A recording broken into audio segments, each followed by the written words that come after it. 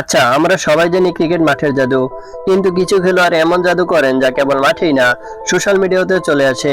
আর আজকে আমরা কথা বলবো নাজমুল হোসেন শান্ত আর মুশফিকুর রহিমের অদ্ভুত পারফরমেন্স আর টলের দুনিয়া নিয়ে।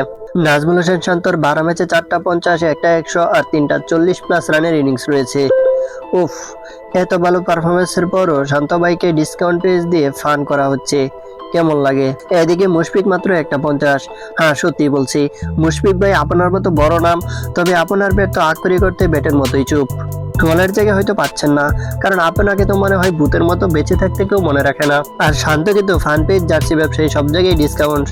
ভাই এখন শান্ত ড্রপ টল না হয়ে কি করবে? তবে মুশফিক ভাই, আপনি যেন জিন্দাপীর, নাকি আপনি আকাশে মেঘের মতো থেকে যান? কিন্তু সত্যি শান্তর দুঃখ সবকিছু সত্ত্বেও ফানি ক্যাপশনে সিম্পাজি থেকে শুরু করে কিল্লা হয়ে সবকিছু। আর মুশফিকের তো টলই হয় না, একদম শান্তভাবে মুন্নাবাই হয়ে বেঁচে যান। তবে শেষ পর্যন্ত একটা প্রশ্ন, মুশফিকের টল কেন হয় না? উনি কোনো ফায়ারওয়াল এনেছেন, নাকি টল করা হয় না শুধু যে কারণে উনি সবসময় কেমন যেন বেঁচে যান? জীবনটা ওনার জন্য সহজ মনে হয়। এবং আমরা জানি শান্ত বা মুশফিকের জন্য টল একটি অদ্ভুত খেলা, কিন্তু কেউ যদি টলের আগুন থেকে বাঁচতে চান, সে তো মুশফিকই।